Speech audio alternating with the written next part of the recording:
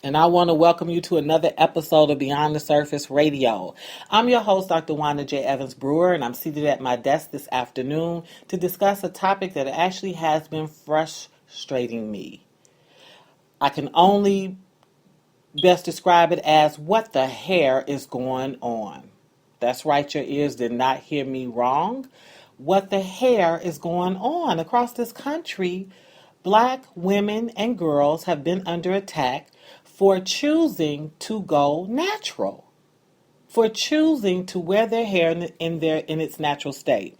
Now, I on and off I've been hearing various topics here and there, but what really hurt me, what really drew my attention, was this Navy, when the Navy discharged a black female for refusing to cut off her natural hair. Her name is Jessica Sims.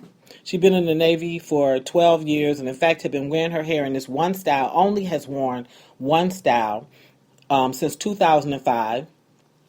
And basically the military came up with some new guidelines in March, and most of the guidelines were discriminatory toward black women.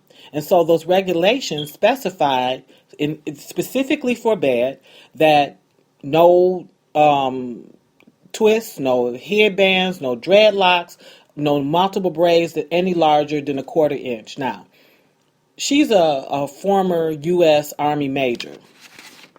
Okay, she's been in the military for quite some time. And so part of that, like, she wrote them and said, hey, wait a minute, I've been wearing my hair like this since 2005. We haven't had any apparent issues. They never had any issues with her about behavior or conduct.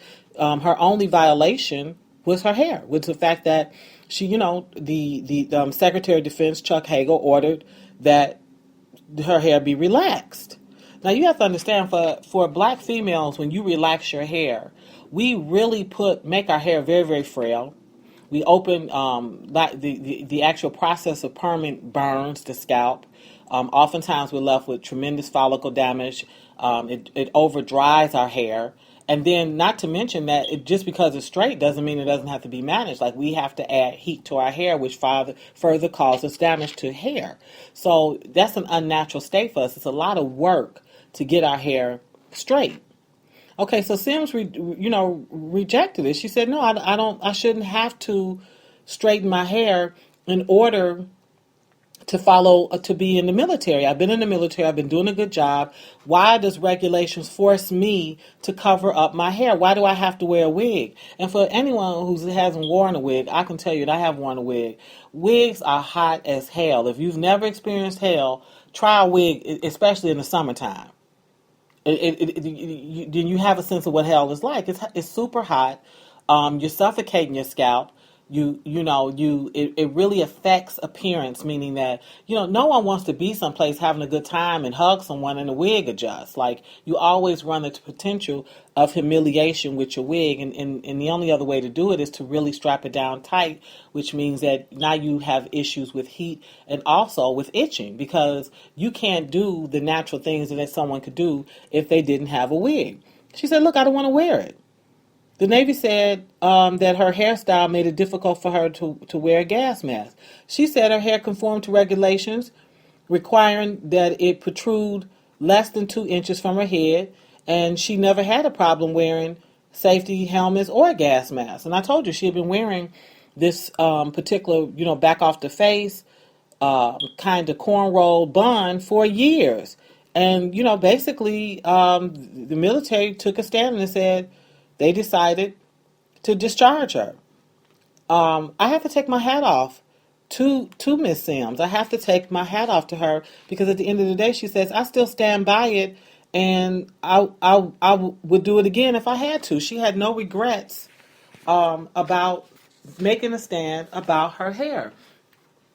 All right, that's a military woman. That's an adult woman. You can say, oh, she probably wanted to come out of the military anyway. Oh, well, bye-bye. Okay, well, then we have the issue of a 7-year-old girl whose parents made the tough decision to have her switch schools after her school inadvertently decided, this is in Tuscaloosa, Oklahoma, to ban dreadlocks. So here you have a 7-year-old girl whose family made a decision not to change her hair. And in fact, her dreadlocks are kept in a little ponytail. But according to the school, the little girl, Tiana, who had worn her hair in dreadlocks the previous school year, decided that they was going to enforce a new kind of dress policy. And as part of that policy, hairstyles such as dreadlocks, afros, and what they call other faddish styles are unacceptable. Natural hair, black hair, is not a faddish style. It does what our hair does. Just like, Asians have extremely straight hair. Mixed groups have a wave to their hair. Black hair is a tight, coiled hair. It does exactly what it's supposed to do by God's design. Okay.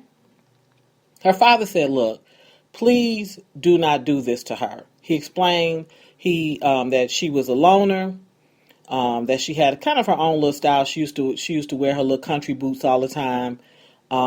She liked school. And he said what he didn't want was this experience to tear her down. He didn't want her to feel like her look and who she wasn't worthy.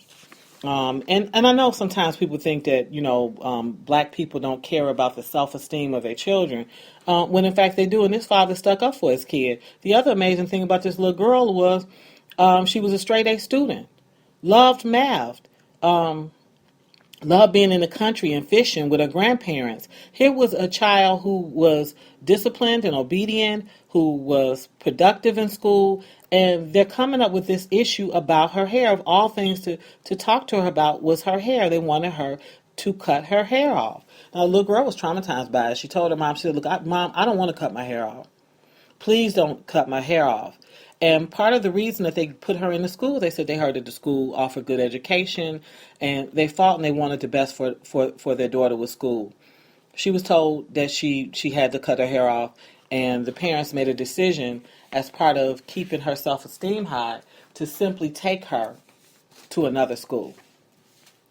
I applaud those parents. That took a lot of heart. It's not. I was a long time public school teacher, and kids transitioning into schools, it's very difficult for them. We have this perception that kids all are nice and they get along, and I think over this period where we've really started looking at bullying, and although bullying is not new, but now that we're looking at some of these issues, we understand that all kids aren't nice, and some of these schools have a lot going on in terms of abuse and bullying and hate crimes and just really taking one child and victimizing them because they're different. And so this was a major choice, but I applaud that they stood up for her to allow her to be beautiful in her naturalness and not have to chop something off that's meaningful to her. We have the case of the Milwaukee teacher who cut off a little girl's hair as punishment. Wow. Talk about some cojones. Cut off this little girl's hair as punishment and threw her braid away in front of her. This was Lamia Kamen, 7 years old. Her teacher took her in front of the Milwaukee school class and cut one of her braids off as punishment because she said she kept playing with her hair. I personally don't know a girl, a woman, a little girl that doesn't play with her hair. And the girl, what the teacher received was a small fine, and she's still in the classroom. But the little girl, she humiliated her. She took this 7-year-old child and humiliated her. She went to the desk, and the little girl started crying, and she said that the whole class was laughing, and she just threw this little girl's hair away. Now, the mom didn't rest there. She did challenge her. She did come back up to school, and she said, why did you do this? Like, what was this about? And she said, I really didn't cut her hair. I cut this part. And it's clear that a portion of this baby's hair was missing. When do we get the right to cut any hair? I'm trying to understand as a teacher. When does the teacher get a right as part of punishment for you because you're twirling your hair to take an actual pigtail out? And this was her hair. And part of what the mom thought was, she said, I think she believes because so many children wear extensions that perhaps this was a fake braid, and so it didn't matter. But she actually cut this child's hair. Very, very, very mean-spirited, very sad, very insensitive to black culture. You can tell this teacher knows very little about black children, black hair, and particularly girls, and the issues associated around with natural hair. Mind blowing that we have a weather nation. Meteorologist was fired. This woman was fired. Rhonda Lee fired in 2012 for responding to a viewer's racist comments about her afro. So the way the story goes is, here you have this meteorologist, and she's a pretty woman, who for some reason on their one of their websites or Facebook page, I think it was a Facebook fan page, they had someone basically post a comment. This is his comment. He wrote, "The black lady that does the news is a very nice lady. Only one thing is she needs to wear a wig or grow some more hair. I'm not sure if she is a cancer patient." Lee responded the same day, "Hello, Emmett. I am the black lady to which you were referring. I'm sorry you don't like my ethnic hair. And no, I don't have cancer. I'm a non-smoking 5'3", 121 pounds, 25-mile-a-week running, 37.5-year-old woman, and I'm perfectly healthy physical condition, in perfectly healthy physical condition. I'm very proud of my African American ancestry, which includes my hair. For my edification, traditionally our hair doesn't grow downward. It grows upward. Many black women use strong straightening agents in order to achieve a more European grade of hair, and that is their choice. However, in my case, I don't find it necessary. I'm very proud of who I am and the standard of beauty I display. Women come in all shapes, sizes, nationalities, and levels of beauty, showing little girls that being comfortable in the skin and hair God gave me is my contribution to society. Little girls and boys, for that matter, need to see that what you look like isn't a reason to not achieve their goals. Conforming to one standard isn't what being American is about, and I hope you can embrace that. Thank you for your comment, and have a great weekend, and thank you for watching. Welcome back, Rhonda. Well, what happened to Rhonda was the station fired her for that.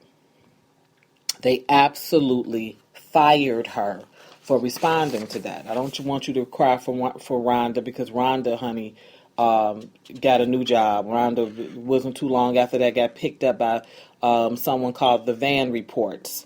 And so she's hired again. But in the interim, I'm discussing this to say, wow, here, you couldn't have got a more eloquent answer, a more eloquent response. This was not, a Shaniqua off the block kind of, let's get greasy response. She really was very dignified, very loving to the viewer, and she really tried to explain to him the challenges, and I would say beautiful challenges of black hair. It's a coiled hair. It does not grow out. It grows downward. It coils in, which is why it's easy for it to shape itself into a lock.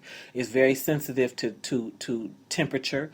So, you can pick an afro out and come back, 1 minute is big, by the end of the day, because the humidity is shrunk down, it balls back up.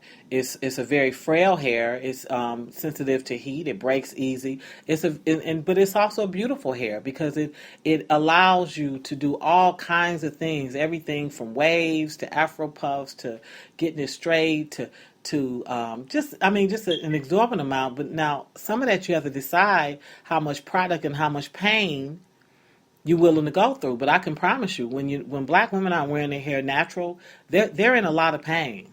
They're in a lot of pain because you're adding a lot of things to your hair, or you're putting yourself through a strenuous regimen to get it to a more European texture. Okay, so what the hair is going on? What's going on with everything happening in this country? What is going on that in 2014, this is an issue still for black women? Now, this is not a new topic. I'll have you know. Years and years, I think it's like 3 decades now, there was an incredible journalist, Melba Tolliver, who had the blessing of being given an assignment in 1971 to interview President Nixon's daughter, Tricia, who at that time was marrying a guy named Eddie Cox. Tolliver was to go to Washington, D.C. to cover the event. And, at the time, this was the come up of a lifetime. The stations were beginning to open up. and tried to be more ethnically diverse. And so part of that diversity was not only